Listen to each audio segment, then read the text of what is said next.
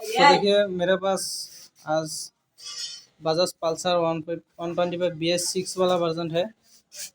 तो इसका एक इंजन में साउंड निकला है। देखिए ECU, ये हमारा ECM है। और देखिए चेक इंजन लाइट मीटर में ये BS6 है। तो स्टार्ट करेंगे, देखेंगे साउंड कैसा है।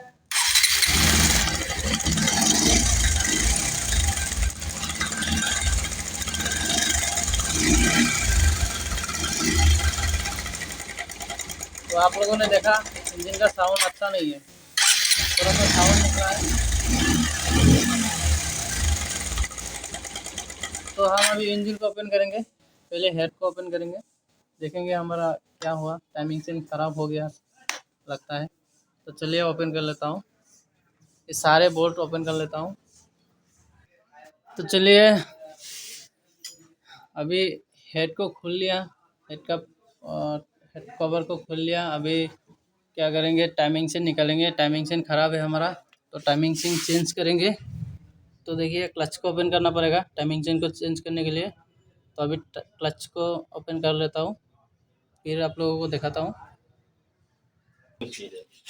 तो देखिए मेरे पास है जेन्युइन का चेन, टाइमिंग चेन नया वाला है। तो इसका हम असेंबली करेंगे।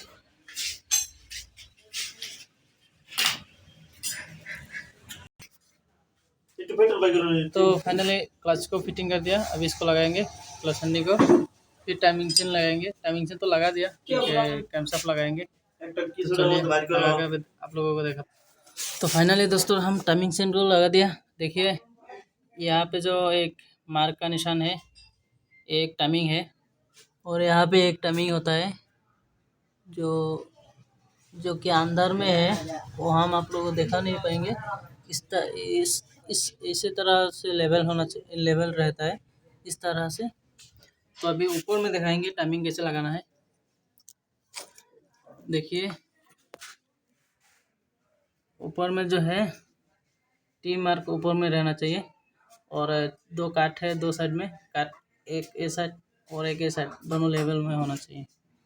तो चलिए अभी हम पूरे नट बोल्ट को असेंबली करके फिर आप लोगों को दिखाता हूँ स्टार्ट करके। तो फाइनली हम गाड़ी को फिटिंग कर दिया। तो अभी स्टार्ट करेंगे, देखेंगे साउंड कैसा है। तो चलिए स्टार्ट कर लेता हूँ, चाबी को ऑन कर लेता हूँ।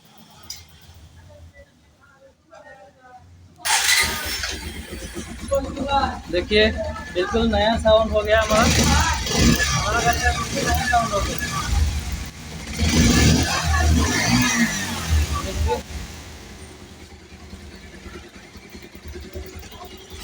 तो अगर आप लोगों को हमारा वीडियो अच्छा लगा तो लाइक कीजिए, शेयर कीजिए, कमेंट कीजिए और सब्सक्राइब प्लीज़ ज़रूर कीजिए।